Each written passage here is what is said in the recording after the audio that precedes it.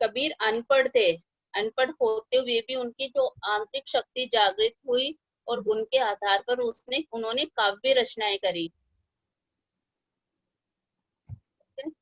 और माना जाता है कि इनका जन्म एक विधवा ब्राह्मणी के गर्भ से हुआ और उसने लोक लाज के भय से उस नवजात कबीर को लहतारा नामक स्थान पर तालाब के किनारे छोड़ दिया था। फिर उसी रास्ते से गुजरने वाले या वहां आने वाले जुलाहा दंपति ने, जिनका नाम नीरू और नीमा था, उस बालक को देखा और उसको ले गए अपने साथ में और उसका लालन पालन किया। यही बालक बाद में किस नाम से प्रसिद्ध हुआ? कबीर के नाम से। ठीक है। कबीर क्या है? ना ही वो हिंदू को मानते हैं, ना ही मुसलमान को मानते हैं। ठीक है। हिंदू और मुसलमान दोनों को ही नहीं मानते हैं, धर्म को नहीं मानते हैं वो।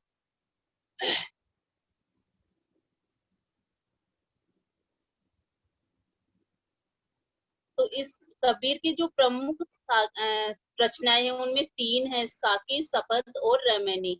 अब इस साखी में से कुछ साखियां ली गई है जो कबीर की रचना है, साखी, शबद और रैमनी। तो साखी में से अपने यहाँ अपने जो चैप्टर में है वो साखी में से ली गई है कुछ साखियां। ठीक है।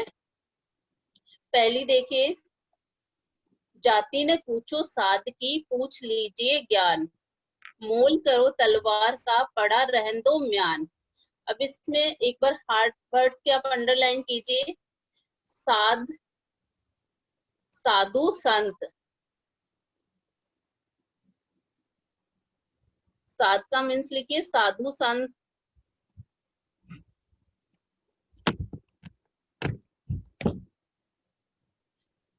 मोल करो, मोल करो मीन्स दाम तय करना।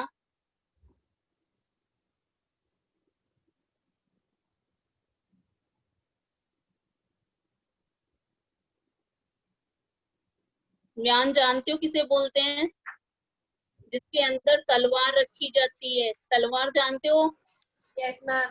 तलवार को खुली नहीं रख सकते, उसको म्यान में रखा जाता है, उसका कवर होता है, म्यान मैम में रखा जाता तलवार रखने का कोश। है। ठीक है। म्यान का अर्थ लिख सकते हो, तलवार रखने का कोश या जिसमें तलवार रखी जाती है। अब इसमें कवि ने क्या कहा है? कवि कबीर दास ने मनुष्य को जाति पाति पर ध्यान न देकर व्यक्ति के गुणों पर ध्यान देना चाहिए। जाति पाति पर न ध्यान देकर गुण ग्रहण करने की बात इस साखी में कही है।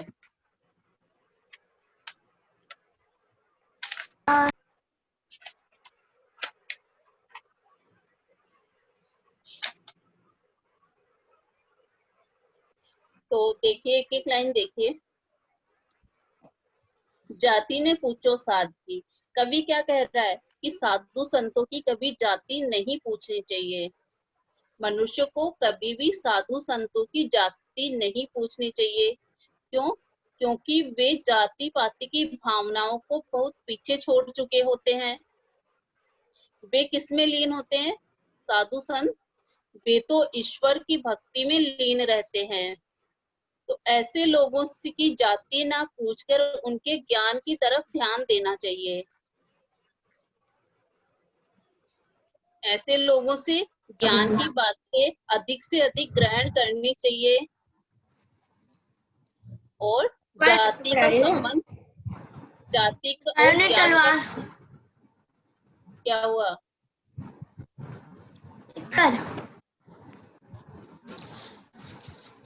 आगे देखिए, जिस प्रकार हम म्यान का कोई मोल नहीं करते, उसके अंदर जो तलवार होती है उसकी धार देखते हैं, उसका मोल करते हैं।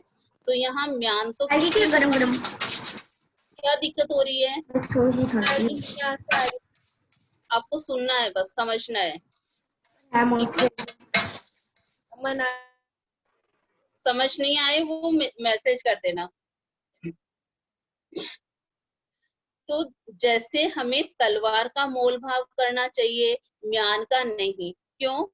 क्योंकि असली काम किसका होता है? असली काम तलवार का। काम तो तलवार से लेना है, ना कि म्यान से। म्यान का क्या काम है, केवल उसको तलवार रखनी होती है। तो म्यान से नहीं, उसी प्रकार हमें जाति को महत्व नहीं देना चाहिए।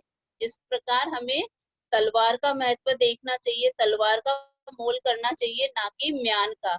उसी प्रकार हमें साधु संतों की जाति नहीं देखनी चाहिए, उनके ज्ञान को देखना चाहिए। ठीक है। यस अंश देवरा, कुशल राव, कैमरे को एक जगह रखिए। अंश देवरा,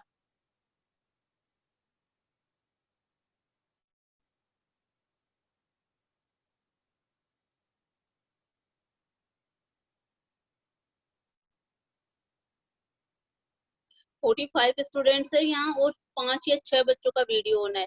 अब जिनका वीडियो ऑफ है वो जाइए आप क्लास से बाहर। 10 सेकंड का टाइम दे रही हूँ, वीडियो ऑन कर लीजिए। सभी को बाहर करूंगी, वेटिंग रूम में बैठे रहना, आराम करना। यहाँ भी वैसे भी आराम ही कर रहे हो आप लोग।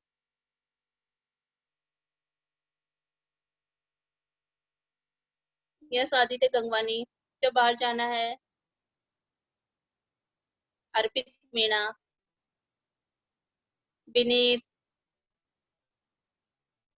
हेमंत यादव, हिमांशु तेजनानी, ईशिका मीणा। तो ईशिका मीणा, आपको भी बोलने की बात है क्या?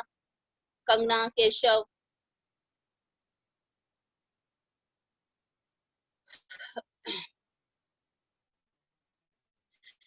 पहली साथी समझ में आ गई आप लोगों के? मैं किसी से भी पूछ सकती हूँ उसका भावार्थ, फिर से देख लीजिए। जो मेन पॉइंट है ने इस साखी में कवि ने मनुष्य की जाति पाति पर ध्यान न देकर गुणों पर ध्यान देने की बात कही है। ठीक है। तो कवि कहता है कि मनुष्य को कभी भी साधु संतों की जाति नहीं पूछनी चाहिए, उनके ज्ञान को महत्व देना चाहिए, क्योंकि साधु संत जाति पाति की भावना से ऊपर, जाति पाति की भावना को बहुत पीछे छोड़ चुके हैं। वे तो ईश्वर में लीन रहते हैं, उनको जाति पाति से कोई मतलब नहीं है, जाति धर्म से किसी प्रकार का कोई मतलब नहीं है। तो ऐसे लोगों से हमें उनके ज्ञान की बातें ग्रहण करनी चाहिए, ना कि उनकी तरफ उनकी जाति को देखकर उनकी तौहीन करनी चाहिए। जिस प्रकार तो मनुष्य के लिए जाति से ज्यादा महत्वपूर्ण क्या होना चाहिए? साधु संतों का ज्ञान। जिस प्रकार हमें तलवार के महत्व, तलवार के गुणों की तरफ ध्यान देना चाहिए, ना कि म्यान की तरफ, क्योंकि असली काम तलवार का होता है, म्यान का नहीं। ठीक है। कौन बताएगा इसका भावार्थ मुझे? हिमांशु तेजनानी, सीधे बैठ जाओ।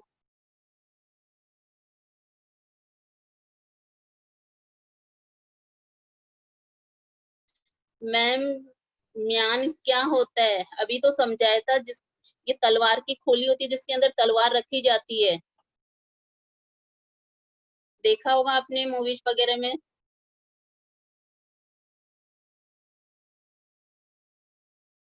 मेरी वॉइस क्लियर नहीं आ रही है क्या?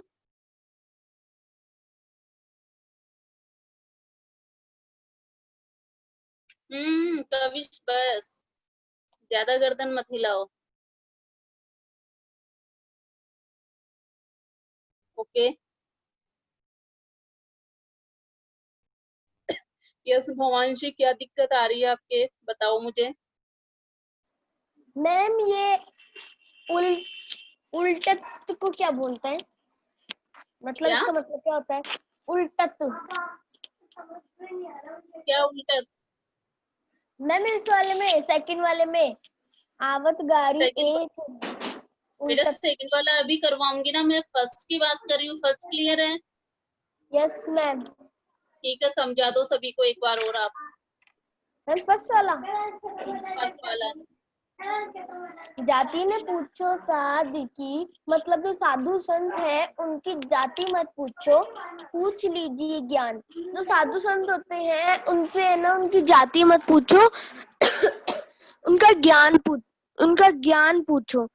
मोल करो तलवार की, मतलब किसी चीज, हर चीज का कोई दाम होना चाहिए जो बिल्कुल तय रहे, जैसे पड़ा रहने दो म्यान। और नहीं, आप पहले ही आगे वाले में चली गई। जो चल रहा है, जो मैं पढ़ा रही हूँ उस पर तो ध्यान दे लो अच्छे से पहले। यस, और कोई कौन बताएगा? यस पवन।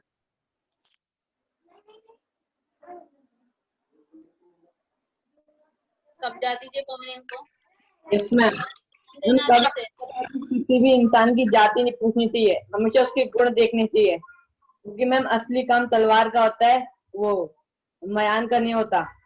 और इसमें पूछा जाता है कभी भी साधु संत की जाति नहीं पूछनी चाहिए, क्योंकि वे जाति धर्म के नाम से बहुत परे हैं। Very good. और कोई? पवन के अलावा और कोई? हेमंत यादव, बताइए बेटा। मैम हेमंत यादव, इंसान को कभी वीडियो भी ऑन करो। हेमंत मैम पहले इंसान को वीडियो ऑन करो। हेमंत वीडियो ऑन करो पहले। कर रहा हूँ।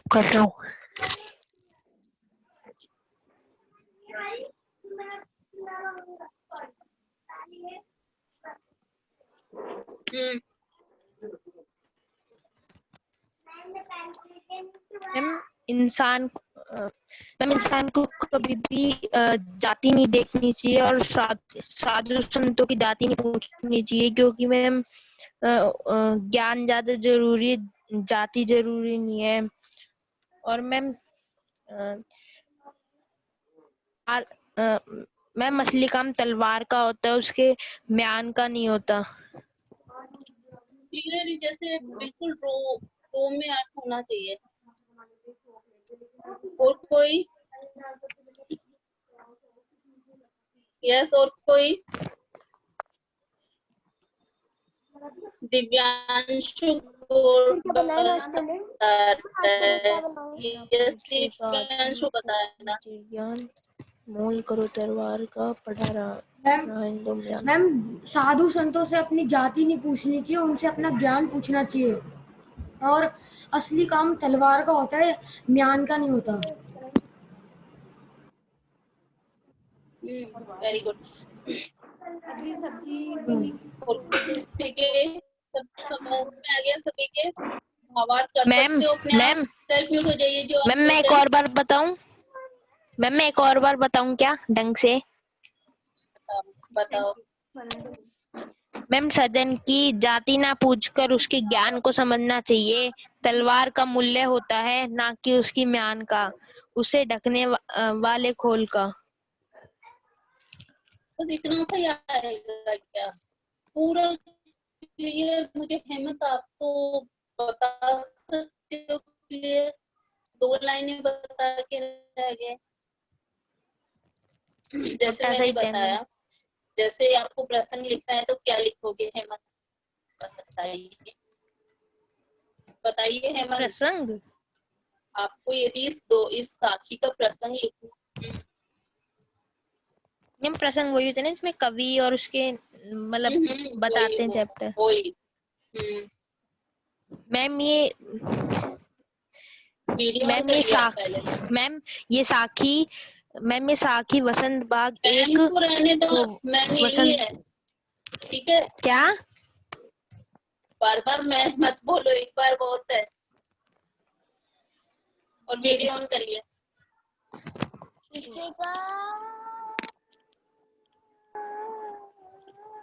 ये साखी वसंत बाग 3 के पाठ 9 से ली गई है। यह कबीर के द्वारा लिखी गई साखी है। इसमें कबीर ने बताया है कि इंसान को जाति से नहीं उसके ज्ञान से उसका मोल करना चाहिए, और तलवार के म्यान से ज्यादा मोल तलवार का होता है। ये सही है मैम? ठीक है, ठीक है। इसमें क्या लिखोगे? कवि कहता है कि मनुष्य को कभी भी साधु संतों की जाति नहीं पूछनी चाहिए, क्योंकि वे जाति पाति की भावनाओं को काफी पीछे छोड़ चुके होते हैं। वे ईश्वर की भक्ति में लीन रहते हैं। अतः हमें उनसे ज्ञान की बातें ग्रहण करनी चाहिए। उनकी जाति नहीं देखनी चाहिए, ठीक है। और ये नहीं कि जो नीची जाति का है तो क्या उसमें ज्ञान नहीं आएगा, इसलिए जाति और ज्ञान का कोई संबंध नहीं है। जिस प्रकार हमें तलवार का महत्व देखना चाहिए, ना कि म्यान का। असली काम तलवार से लेना है हमें, ना कि म्यान से, ठीक है। अब देखिए सेकंड नंबर, आवत गारी एक है उलटत होय अनेक, कहे कबीर नहीं उलटिए वही एक की एक। इसमें कबीर दास जी ने अपशब्द के बारे में कहा है कि जब कोई हमें कोई अपशब्द कहता है, हमें गंदी गालियां देता है, तो उनको जो सज्जन व्यक्ति होते हैं पलटकर गाली नहीं देनी चाहिए। नहीं, हम पलट के गाली देंगे तो पहली बात तो उसमें और अपने में क्या फर्क रह जाएगा, और दूसरी बात वो गाली उसने सामने वाले ने तो दी, लेकिन हम भी यदि दे रहे हैं उसको तो क्या होगा, वो बढ़ जाएगी, बात बढ़ जाएगी, वो गाली एक से अनेक हो जाएगी। तो इसमें दिया, कवि ने क्या संदेश दिया है कि मनुष्य को किसी के द्वारा दिए गए अपशब्द का जवाब अपशब्द से नहीं देने की सीख दी है, ठीक है। कबीर दास जी ने किसी के द्वारा कहे गए अपशब्दों के बदले अपशब्द ना कहने की सीख दी है। ओके, देखिए अर्थ देखिए इसका। आवत मैं गारी बताऊं क्या? एक है, समझ लीजिए पहले। आवत गारी एक है, कबीर दास जी कहते हैं कि हमें यदि कोई एक अपशब्द कहता है, यदि हमें कोई एक गाली देता है और अगर हम उसका पलटकर जवाब अपशब्द से ही देते हैं तो वह एक न रहकर अनेक हो जाते हैं। इसे आरंभ का एक अपशब्द बढ़कर अनेक बन जाता है, जो अपशब्द है वो बढ़कर क्या हो जाता है, अनेक बन जाता है। तो कवि ने यहाँ मानव जाति को सीख देते हुए कबीर ने यहाँ मानव जाति को संदेश दिया है या सीख दी है, और सीख देते हुए कहना चाहते हैं कि हमें बुराई का जवाब बुराई से नहीं देना चाहिए। क्या है, बुराई का जवाब हमें बुराई से नहीं देना चाहिए, इससे बुराई और अधिक नहीं बढ़ पाएगी। समझ में आ गया, बहुत इजी अर्थ है। मैं बताऊं? खुशहाल समझाएगा, यस खुशहाल समझाइए, जैसा भी समझ में आया वैसा समझा दो। खुशहाल, एक मिनट अनम्यूट कर देती हूँ। यस खुशहाल, जितना आपके समझ में आया उतना समझा दो। कौन सा मैम? सेकंड पैराग्राफ है ना? हाँ, सेकंड पैराग्राफ में ये साखी है। आवाज गारी एक है उलटत होई अनेक। मैम हम किसी को बुरा नहीं बोलना चाहिए। अगर कोई अपन को बुरा बोले तो उसका मैम अपन को भी बुरा नहीं बोलना चाहिए, वरना वरना बात आगे बढ़ जाती है। कह कबीर नहीं उल्टिए वही एक ही एक। ये कबीर ने कहा है कि उल्टट वही एक की एक। उस बात को वहीं खत्म कर देना चाहिए, आगे नहीं बढ़ाना चाहिए।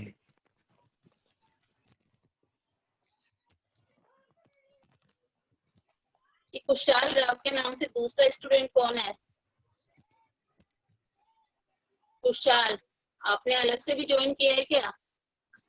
अभी अभी कौन एंटर हुआ है? कृष्णा गुप्ता। यस मैम, वो मैम पापा मैम ये वाला मोबाइल ले रहे हैं, इसलिए इससे ज्वाइन कर रहे हैं। ठीक है मैम मैं बताऊं क्या? केवल एक मिनट, किसी और को भी मौका दूं।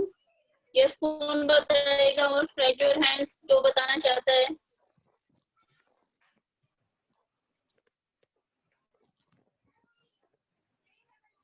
यस कविश बता रहा है। यस कविश बताना।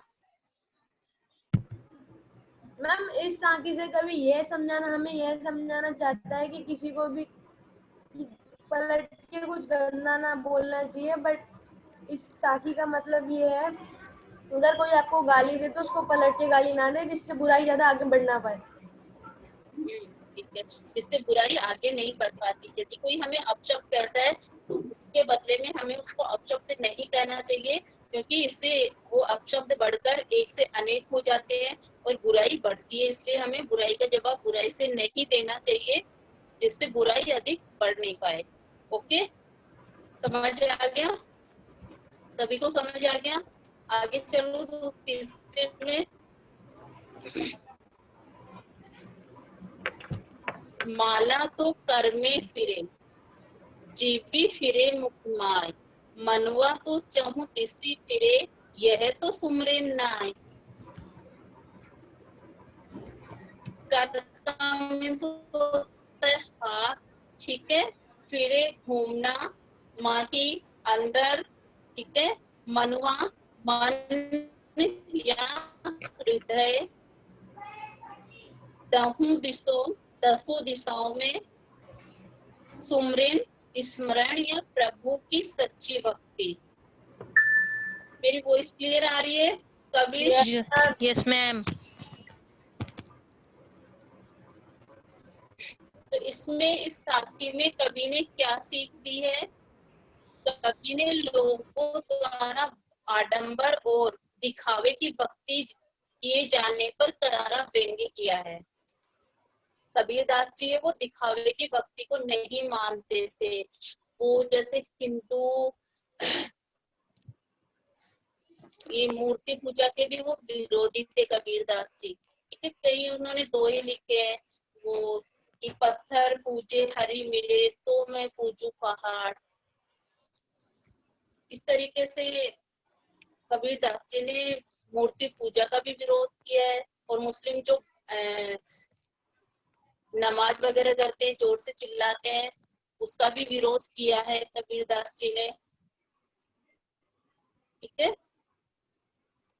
इसी तरीके से उसी के आधार पर कवि ने यहाँ बाह्य आंडा जो दिखावा लोग करते हैं और दिखावे की भक्ति पर कवि ने यहाँ करारा व्यंग्य किया है, पर एक तरह से टोन किया है। जैसे माला तो कर में फिरे, हाथ में तो क्या है, माला फेरा है, कोई क्या हुआ? आपकी आवाज कट रही है अब। एक मिनट बाहर जाती हूँ। मैम सही आ रही है। मैम कटी कटी आ रही है। कोई दिक्कत नहीं, अभी साफ आ जाएगी। थोड़ा सा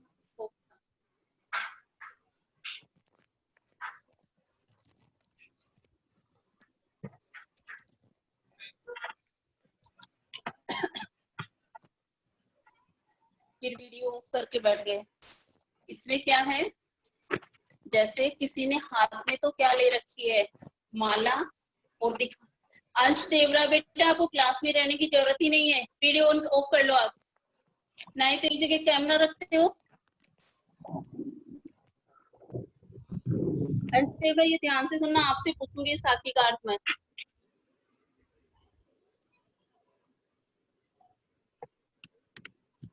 तो यहाँ जैसे कोई व्यक्ति है, हाथ में तो उसने माला ले रखी है और फेर रहा है, मुंह पे तो वो राम राम जप रहा है, लेकिन अंदर ही अंदर उसको उसका मन है वो दसों दिशाओं में घूमता रहता है और वो भक्ति करने का ढोंग कर रहा है। अर्थात उसके स्वयं के मन पे उसका नियंत्रण नहीं है, बाहरी दिखावा कर रहा है वो भक्ति करने का।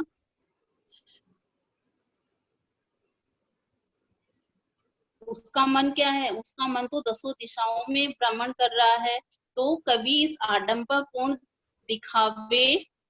आडंबरपूर्ण और दिखावे की भक्ति को प्रभु की सच्ची भक्ति नहीं माना है। ठीक है, इसमें क्या है, कवि ने जो मूल पॉइंट है वो है, कवि ने लोगों द्वारा आडंबर एवं दिखावे की भक्ति किए जाने पर करारा व्यंग्य किया है।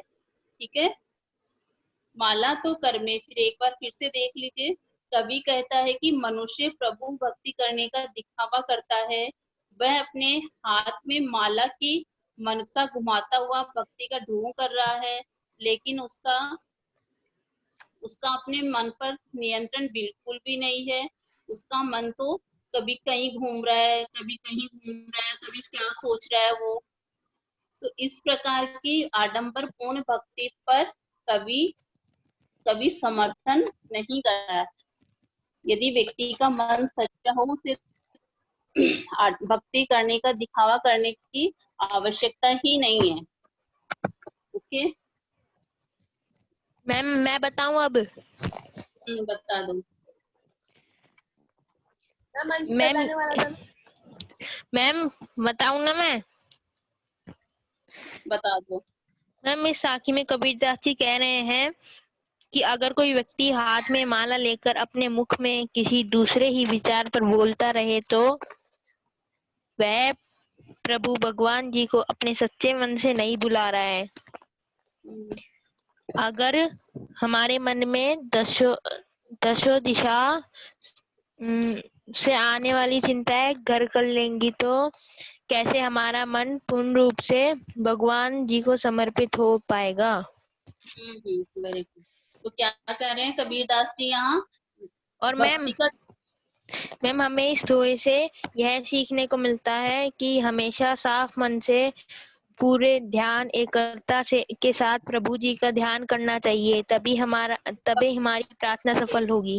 Very good. तो इसमें क्या है, भक्ति के लिए क्या जरूरत है? एकाग्रता की। मन को एक जगह पे रखना, इधर उधर नहीं घुमाना। और जरूरी नहीं है आप माला लेके ही भक्ति करो, आप साफ मन से यूं भी भक्ति कर सकते हैं। ठीक है, नेक्स्ट देखिए। कबीर घास ने नींदिए जो पांव तले हो, उड़ी पड़े जब आंख में खरी दुहेली हो। निंदिए मीन्स होता है निंदा करना, पाँव पैर, तली मीन्स होता है नीचे, उड़ी उड़कर, दुहेली कष्टकारी। दुहेली का अर्थ लिखिए कष्टकारी, लिख लिए पीड़ा या कष्टकारी।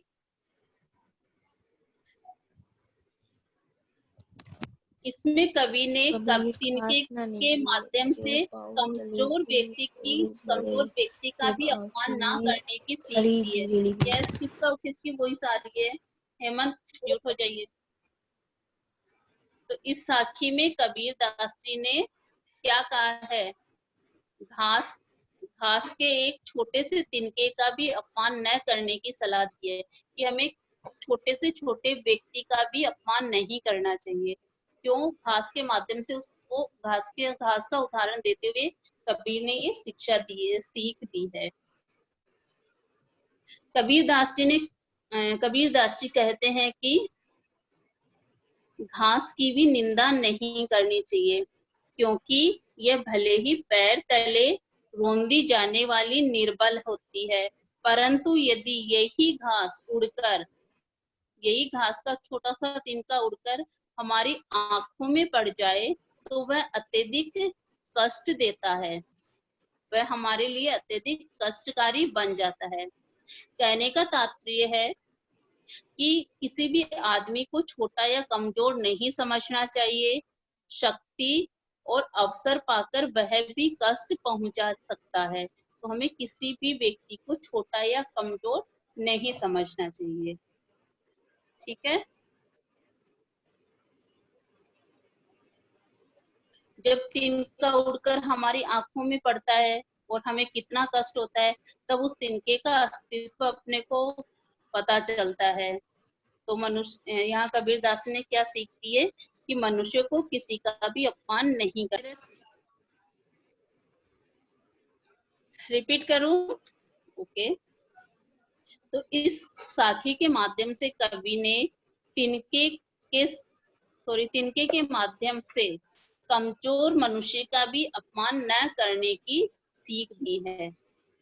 व्याख्या के तौर पे अपने को लिखना होता है कि कबीरदास जी कहते हैं कि, या कबीरदास जी मनुष्य को सावधान करते हुए कहते हैं कि मनुष्य की राह में या पैरों के नीचे पड़े घास के तिनके का भी अपमान नहीं करना चाहिए, क्योंकि यही तिनका जब हवा के साथ उड़कर अपनी आंखों में पड़ जाता है तो बहुत पीड़ा पहुंचाता है, और तब जाकर हमें इस छोटे से तिनके का अस्तित्व पता चलता है।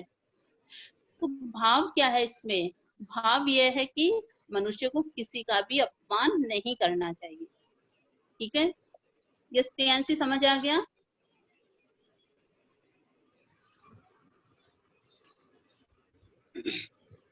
ठीक है, अब नेक्स्ट देखिए, आगे चलो। यस, या दोबारा बताऊं?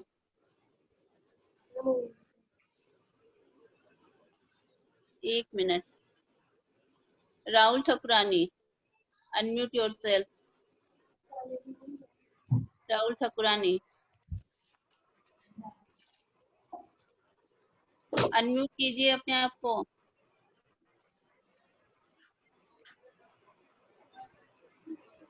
समझ में ही नहीं आता इनके।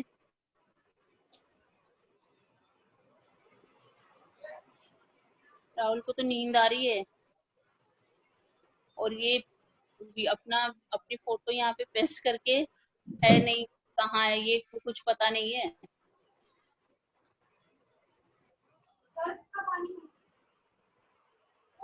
ठीक है, आगे देखिए, समझ आ गया चौथे नंबर तक? आगे देखिए, जग में बैरी कोई नहीं जो मन शीतल होए, या आपा को डारी दे दया करे सब कोय। जग किसको बोलते हैं? सभी को पता है, संसार। ठीक है, बैरी, बैरी का अर्थ कोई बता सकता है? जानते हो बैरी किसको बोलते हैं? दुश्मन को। ठीक है, दुश्मन। शीतल, शांत या शीतल। आपा, अहंकार या घमंड। आपा होता है अहंकार या घमंड। ठीक है, यस मैम। तो इस साखी में कवि ने मनुष्य को अपने घमंड का त्याग कर, अपने मन का घमंड त्याग कर मन को शांत एवं शीतल रखने की सीख दी है। मन, कभी भी व्यक्ति को घमंड नहीं करना चाहिए, स्वभाव से बिल्कुल शांत रहना चाहिए। ठीक है, और मन के अहम को त्याग कर सबसे मधुर वाणी में बोलने की शिक्षा दी है। ठीक है, यहाँ कबीर दास जी क्या कहते हैं? जग में बैरी कोई नहीं जो मन शीतल हो। व्यक्ति का जन्म से ही कोई दुश्मन नहीं होता है। ठीक है, जग में बैरी कोई नहीं, जग में हमारा कोई बैरी नहीं है। हम जब जन्म लेके आते हैं तब से हमारा कोई बैरी नहीं होता है। जब हम बड़े होते हैं, हमारे अंदर अहम आ जाता है, या हम किसी को कुछ बोल देते हैं, अपशब्द बोल देते हैं, तो मन मुटाव हो जाता है, जिससे हमारा वो बैरी बन जाता है। तो कवि यहाँ क्या कहना चाह रहा है कि मनुष्य का दुश्मन कोई नहीं है, हमारा जन्म से कोई दुश्मन नहीं होता है। बस मनुष्य को अपने व्यवहार और वाणी में शीतलता बनाए रखनी चाहिए। मनुष्य को क्या करना चाहिए? अपना जो व्यवहार है वो अच्छा रखना चाहिए, और मन को शांत और शीतल रखना चाहिए। ठीक है, मन का घमंड त्यागने से उनका मन शांत और शीतल होता है, साथ ही उसका स्वभाव भी निश्चल और हृदय पवित्रता से भर जाता है। अर्थात घमंड रहित व्यवहार करने पर हर कोई दया करने के लिए तैयार हो जाता है। हमारे अंदर घमंड नहीं होगा तो हमारे ऊपर हमारा हर कोई साथ देने को तैयार हो जाता है। ठीक है, यदि हम मधुर व्यवहार करते हैं दूसरों के साथ में, तो उन पर हर कोई दया करने के लिए या हर कोई मदद करने के लिए तैयार रहता है। ठीक है, दोबारा बताऊं? मैं बताऊं? हाँ बताओ। मैम, इस साखी में कवि यह समझाना चाहती है, बोल रहा है कि हमारा जब जन्म सिद्धि से कोई हमारा दुश्मन नहीं होता। दुश्मन तो हम खुद बनाते हैं अपनी है ना कटु वाणी की वजह से। हमें हमेशा शुद्ध और मीठी बोली बोलनी चाहिए, जिससे अपना कोई दुश्मन ना हो। Very good. यस पवन, अनम्यूट हो आप, बताओ। हम कभी कहते हैं कि जब हम जग में आते हैं जब जंग में तो जब वो दुश्मन नहीं होता, और हमें कभी दुश्मन बनाना भी नहीं चाहिए। और हम हमेशा अपने मन को शीतल और शांत रखना चाहिए, और हम अपना घमंड त्याग देना चाहिए, और हम सब पर दया करनी चाहिए। Very good. तो ये 5 साखी अपना चैप्टर कंप्लीट हो चुका है। इसका इनके भावार्थ आप 500 साखियों के भावार्थ कर लोगे ना? मैम ठीक है, अपने आप भावार्थ करना है 5 साखी की। फिर मैं कल इसके प्रश्नोत्तर करवा दूंगी। कल क्या, मंडे को आएगा अब अपना, ठीक है, मंडे को इसके प्रश्नोत्तर करवा दूंगी। ओके, अब आप लोग 5-7 मिनट के लिए रेस्ट कर सकते हो। ठीक है, फिर अगले क्लास ज्वाइन करना।